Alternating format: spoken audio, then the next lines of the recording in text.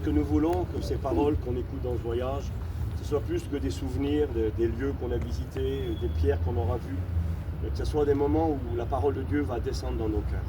C'est ce que vous voulez, vous? Amen. C'est ce que moi je veux aussi. Alors j'aimerais vraiment que Dieu nous parle à travers ces différents endroits, pas simplement que vous disiez à la fin, tiens, j'ai appris des choses, j'ai compris certaines choses, mais peut-être que vous puissiez dire aussi, Dieu m'a parlé. Mais c'est différent, hein, d'apprendre des choses et quand Dieu vous parle, c'est pas pareil. Moi j'ai participé à des réunions où j'ai appris des choses, où ça m'a plu, où j'ai apprécié le message, mais ça n'a pas tellement changé ma vie.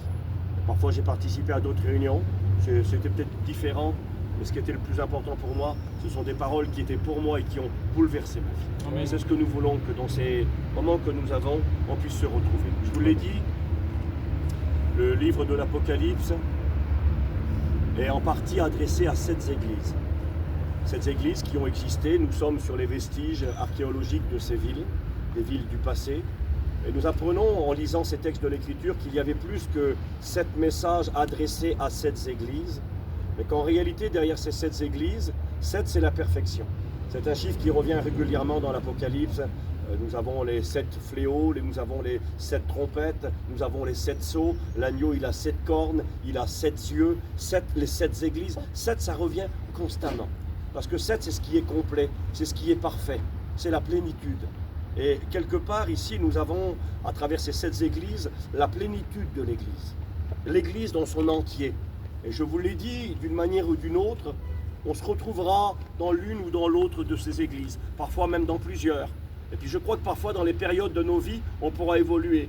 À certains moments, on sera à Éphèse, il faudra qu'on se ressaisisse, parce que le Christ n'aura plus la première place, c'est plus l'amour qui nous motivera. À d'autres moments, on sera à Smyrne, ce sera les moments de tribulation, d'épreuve dans nos vies, où on sera affligé, rempli de pourquoi et de comment, et où le Seigneur nous demandera de prendre courage et de continuer. Parfois, on viendra à l'église, nous l'avons vu hier de Pergame, où il y aura la tentation de se marier avec le monde, où le monde, avec ses attraits, séducteurs, voudra nous attirer. Nous l'avons vu, Smyrne, c'est l'église qui est persécutée, qui souffre, mais qui continue à être fidèle, qui brûle pour Dieu et qui apporte la vie.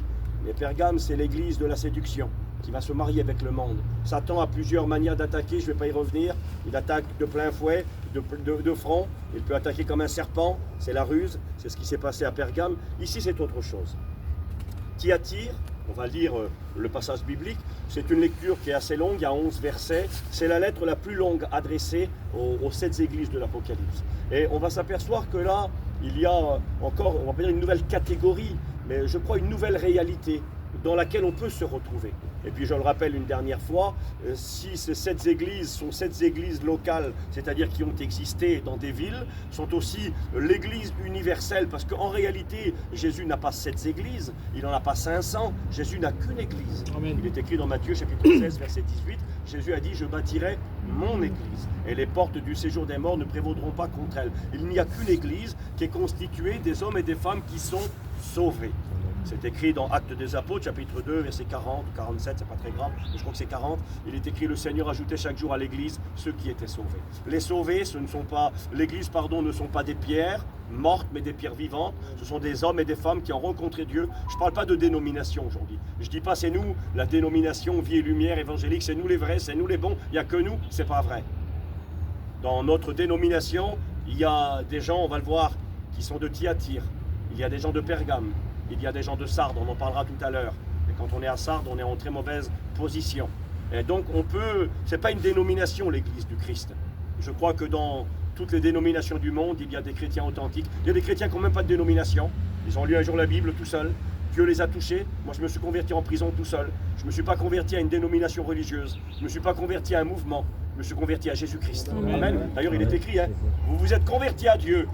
Paul dira dans 1 Thessaloniciens chapitre 1 verset 10, en abandonnant les idoles pour servir le Dieu vivant et vrai et attendre Jésus son Fils qui bientôt va nous délivrer de la colère à venir. Alors on s'est converti à Dieu, on s'est converti au Christ et on est membre de l'église du Seigneur. Amen. Donc il y a aussi les 7 périodes de l'église. Et nous avons pu remarquer que Éphèse c'est l'église primitive où un manque d'amour est manifesté. Vous trouverez ça dans les Actes au chapitre 6. Pourquoi va-t-on mettre en place les diacres dans l'église de Jérusalem? C'est parce qu'à un moment donné, dans cette église primitive, il va y avoir un manque d'amour. Il est écrit que des veuves hellénistes, c'était des juifs qui venaient des régions grecques, d'Ici, et qui vivaient là-bas en Israël, qui s'étaient convertis à Jésus, et ils étaient négligés. Il y a eu un problème racial, un problème de mépris. On méprisait ces femmes qui étaient veuves parce qu'on disait, oh, c'est pas des vraies juives. Excusez-moi, aujourd'hui on pourrait dire, c'est pas des manouches, c'est pas des voyageurs, c'est pas des yéniches. Alors on privilégie notre peuple, notre race. Et là, il y a eu un problème d'amour. C'est là que les apôtres vont juger bon de mettre en place les diacres, pour justement mettre de la justice et puis prendre soin de chacun sans parti pris. Et on se rend compte qu'il y a eu ces premiers problèmes et les persécutions ont commencé. À partir du chapitre 8, l'Église sera persécutée, elle sera dispersée dans tout l'Empire. Et ça, c'est le temps de Smyrne qui commence. Et puis hier, nous avons vu, en 336 après Jésus-Christ, Constantin, l'empereur soi-disant se convertit. On a bien compris qu'il ne s'est jamais converti. Il a accepté la foi en Jésus-Christ. Il y avait tellement de chrétiens dans l'Empire, peut-être plus par un motif d'intérêt politique que religieux, mais il continuait à servir les faux dieux. Et puis quelque part, le loup est entré dans la bergerie déguisé en agneau, et l'Église s'est mariée avec le monde. Et c'est là que quelque part est née l'Église catholique romaine, qui va impacter le monde pendant des centaines d'années et apporter tous ces enseignements étranges qui ne sont pas dans l'Écriture, et j'en parlerai ce matin. Nous sommes arrivés à la 4e Église, nous sommes à Thyatire. Thyatire est mentionné dans l'Apocalypse, nous allons le lire maintenant, mais pour les lecteurs de la Bible, Thyatire est mentionné dans un autre livre. 2 fois dans l'Apocalypse, 3 fois exactement dans l'Apocalypse, 2 ou 3 fois, mais elle est mentionnée dans un autre livre de la Bible, dans les Actes des Apôtres. Et les lecteurs se rappelleront de la prophétie, tu te rappelles, peut-être où il est question de Thyatire, dans les Actes, là, non ? Et quelqu'un se rappelle ? Une femme qui est originaire de Thyatire, et il est question d'elle dans les Actes au chapitre 16. Vous vous rappelez pas d'elle? Allez-y. Lydie, marchande de pourpre, femme originaire de Thyatire, marqué noir sur blanc. Elle était d'ici. On peut supposer, sans forcer le texte, qu'est-ce qu'elle faisait là-bas? Elle va se convertir à Philippe. Elle va être la première européenne convertie à Jésus. Et elle est là-bas pour son commerce, mais elle n'est pas de là-bas, elle est d'ici. Je m'excuse, on est là ce matin ensemble, nous là, mais on n'est pas des Turcs, on n'est pas d'ici. On est là en voyage, on est là de passage. Et parfois pour notre travail, on peut se déplacer. Mais il y a des régions auxquelles